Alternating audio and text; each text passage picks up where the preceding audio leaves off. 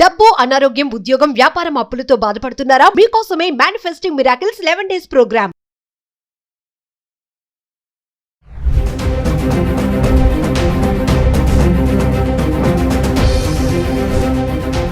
Hi hello నమస్తే, welcome back to Suman TV. ప్రస్తుతం మనతో పాటు ఉన్నారు సీనియర్ పోలీస్ ఆఫీసర్ రెడ్డన్న గారు. సార్తో మాట్లాడదాం. నమస్తే సార్. నమస్కారం అండి. సార్, ఇప్పుడు ప్రెసెంట్ చూసుకుంటే గిబ్లీ చాట్ జీపీటీ ఏఐ అని చెప్పేసి ఒకటి వైరల్ అవుతుంది బాగా. ఫోటో దిగామా, దాన్ని కార్టూన్లో కన్వర్ట్ చేసామా అని మళ్ళీ ఇమీడియట్లీ దాన్ని ట్విట్టర్లో, ఫేస్బుక్లో, వాట్సాప్ స్టేటస్లో పెడుతున్నారు. మన యూతే కాదు, చిన్న పిల్లల దగ్గర నుంచి పెద్దవాళ్ళ వరకు నడుస్తుంది ఇది. అంటే దీనివల్ల ఓకే సంతోషం, కార్టూన్గా మనం మార్చుకుని మన ఫొటోస్ని దాన్ని చూసుకోవడం అనేది బాగుంది ఇక్కడ వరకు. మరి తర్వాత దాని వెనక ఉన్నటువంటి ప్రమాదాలు ఏమన్నా ఉన్నాయా అంటే? డెఫినెట్గా ఉన్నాయి. ఎందుకంటే ఆర్టిఫిషియల్ ఇంటెలిజెన్స్ ఎక్కడుంది? వేరే వాళ్ళ చేతిలో ఉంది. Whatever you are uploading, అంటే నీ ఒరిజినల్ ఫోటోలు ఏవైతే అప్లోడ్ చేస్తున్నావో అవన్నీ వాళ్ళకి నీ సమాచారాన్ని ఇచ్చినట్టే. అంటే వాళ్ళ లైబ్రరీలో మీ ఫోటోలు ఉన్నట్టే. మీరు ఎటువంటి ఫోటోలు పంపిస్తున్నారు? మంచిగా లేదు, కొందరు కావాలని ఇంటిమసీగా కొంత వల్గర్గా ఉండే ఫోటోలు కూడా మీరు పంపిస్తారు. అవి ఏమైపోతున్నాయంటే వాళ్ళ దగ్గర ఉంటున్నాయి. దానిని వేరే విధంగా మిస్యూజ్ చేసే ప్రమాదం కూడా ఉంది కదా. కాబట్టి ఎవరైనా ఈ చేసేవాళ్ళు కొంచెం ఆలోచించాలి, మనం ఏం ఫోటోలు పంపిస్తున్నాము. ఇప్పటికేమో చూసుకొని నవ్వుకోవడానికి బాగానే ఉంది, కానీ అది నవ్వులాట 10 మంది మిమ్మల్ని ఇబ్బంది పెట్టే స్థాయికి చేరకుండా చూసుకోవాలి. ఇది చాలా అసలు ఇంకోటి, ఈ స్మార్ట్ ఫోన్లో ఏది ప్రైవసీ లేదు. ఎందుకంటే anybody can hack your phone. అట్లాంటిది నువ్వు కావాలని నీ తలని తీసుకుపోయి ఈ A1, అదే A1 అది, ఏ కాదు A1 అది, సో దాని నోట్లో పెట్టేస్తున్నావు. సో దాంతో ఏమైపోతుందంటే నీ సమాచారం అంతా కూడా అక్కడ ఉండిపోతూ ఉంది. దానివల్ల చాలా ఇబ్బందులు కూడా ఏర్పడతాయి. ఇప్పుడు సపోజ్ మీకు సంబంధించిన సమాచారం అక్కడ ఉంది అంటే that can be misused for any other purpose. Suppose అదే కాకుండా మీరు ఏదన్నా మీకు తెలిసిన వ్యక్తి లేకపోతే మంచి పెద్ద వ్యక్తి, అతని గురించిన కొన్ని ఫోటోలు మీరు ఎక్కడ చూడకూడదు అనుకున్న ఫోటోలను కూడా మీరు అక్కడ పంపించారనుకో, అది సేవ్ అయిపోయి దాన్ని వేరే విధంగా మిస్యూజ్ చేస్తే. కాబట్టి డెఫినెట్గా ఇది ప్రమాదకరమైన వ్యవహారమే. మీరు ఫోటోలు అప్లోడ్ చేసేటప్పుడు ఆర్టిఫిషియల్ ఇంటెలిజెన్స్కి అప్లోడ్ చేసేటప్పుడు మనం ఏం పంపిస్తున్నాం, అది మంచిదా కాదా అనేది కొంచెం ఆలోచన చేయండి. ఇది చూసుకొని నవ్వుకోవడంత వరకు బాగాలేదు, కానీ తర్వాత జీవితం అంతా నవ్వులాట కాకుండా చూడాల్సిన వ్యవహారం. ఒకటి కాదు రెండు కాదు సార్, ప్రతిదీ అనమాట. పెళ్లి ఫోటో దగ్గర నుంచి చూసుకుంటే ఇద్దరు కూర్చొని మాట్లాడుకునేది, తాగేది, తినేది, ఇంకా కొంతమంది మీరు అన్నట్టుగా వల్గర్గా కూడా అనమాట. కొంతమంది అలా కూడా పెట్టుకుని డ్రెస్సింగ్ కొంచెం అదోలా వేసుకొని దాన్ని కూడా కార్టూన్గా కన్వర్ట్ చేసుకోవడం అనేది, అంటే ఇవన్నీ కూడా మన డేటా అంతా వాళ్ళ హ్యాండ్స్లో ఉంటున్నట్టు అంటారా సార్? మన డేటా అంతా వాళ్ళకి ఇచ్చేసినట్టే. అదేవిధంగా సపోజ్ మీ పిక్చర్ ఏదన్నా ఒకటి వాళ్ళ దగ్గరికి ఆర్టిఫిషియల్ ఇంటెలిజెన్స్లో వాళ్ళకి చేరింది అనుకోండి, వాళ్ళల్లో ఒకరు మీ పిక్చర్ని మిమ్మల్ని బ్లాక్మెయిల్ చేయాలి అనుకున్నారనుకోండి, ఆ పిక్చర్ని పెట్టి మీరు ఎన్నో విధాలుగా చేసి ఆర్టిఫిషియల్ ఇంటెలిజెన్స్ని యూజ్ చేసి మీరు వేరే విధంగా చేసి మిమ్మల్ని బ్లాక్మెయిల్ కూడా చేయొచ్చు.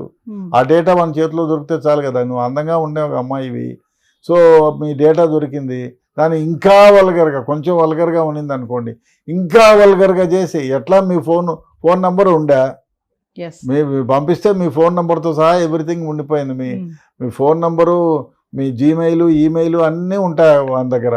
మీరు మెయిల్లో పంపించినారంటే మెయిల్లోనే వస్తుంది, లేదు మీరు అప్లోడ్ చేస్తే అప్లోడ్ అయ్యింది మీ ఫోన్ నెంబర్ ఉంటుంది. ఆ విధంగా మిమ్మల్ని వేరేవాడు దాన్ని బ్లాక్మెయిల్ చేసి ఈ విధంగా మార్ఫింగ్ చేసి మిమ్మల్ని బ్లాక్మెయిల్ చేయొచ్చు కదా. బాగా ఉన్నతమైన కుటుంబాల నుంచి వచ్చిన వాళ్ళ దగ్గర డబ్బు ఉందనుకోండి, బ్లాక్మెయిల్ చేయొచ్చు. ఇప్పుడే ఈ స్మార్ట్ ఫోన్ వచ్చిన తర్వాత ఈ బ్లాక్మెయిల్స్ ఎక్కువైపోయినాయి. అదేవిధంగా ఆ బ్లాక్మెయిల్ చేసేవాళ్ళు ఇంకో రకానికి చేరిపోయి, ఇప్పుడు స్మార్ట్ ఫోన్లో చూస్తే 10 ఏళ్ల క్రితం ఒక బ్లాక్మెయిల్ చేసే కేసెస్ 10% ఉంటే ఇవాళ 1000% అయినాయి. సో కాబట్టి ఈ అప్లోడ్ చేసేవాళ్ళు చాలా జాగ్రత్తగా ఉండాలా, ఏవి చేస్తున్నాము, ఎందుకు చేస్తున్నాము అనేది చేసుకుంటే బెటర్. దీనివల్ల ఆధార్ కార్డ్స్ కానీ ఏమైనా కార్డ్స్ కూడా మార్ఫింగ్ చేసేటటువంటి ఫెసిలిటీ ఉంటుందంటారు? Anything can be done. ఇప్పుడు మీరు ఆధార్ కార్డులు మీ ఫోన్లో మీరు స్విచ్ ఆఫ్ చేసుకున్నా మీ ఫోన్ నెంబర్ తెలిస్తే చాలు, మీ ఫోన్లో ఉండే డేటా మొత్తం కొట్టేయచ్చు. మీ ఫోన్ మీరు స్విచ్ ఆఫ్ చేసుకున్నాను లేని ఎవరైనా బట్టలు ఇప్పి స్నానం చేస్తూ ఉంటే వాడు ఆన్ చేసుకొని మీ ఫిగర్ని ఫోటో తీసుకోవచ్చు. అదేవిధంగా మీ ఏదైనా డాక్యుమెంట్లు మీరు పెట్టి ఉంటే ఫోన్లో అవన్నీ కూడా తీసుకుంటాడు శుభ్రంగా. ఫోన్ స్విచ్ ఆఫ్ చేసాక కూడా స్విచ్ ఆఫ్ చేస్తే యూ కెన్ డూ ఇట్. ఇప్పుడు స్విచ్ ఆఫ్ మీ ఫోనే వాడి కంట్రోల్లోకి వెళ్ళిపోతుంది. మీరు స్విచ్ ఆఫ్ చేసి పెట్టుకున్నానులే ఏమి పోదు అనుకుంటే అదంతా మీ భ్రమ మాత్రమే. సో కెమెరాను ఆన్ చేసుకుంటాడు, ఫోన్ ఆన్ చేసుకుని ఈ will take care. Me phone వాని ఆధీనంలోకి వెళ్ళిపోతుంది. ఎవరైతే ఈ హ్యాకర్ ఉన్నాడో హ్యాకర్ చేతిలోకి వెళ్ళిపోతుంది.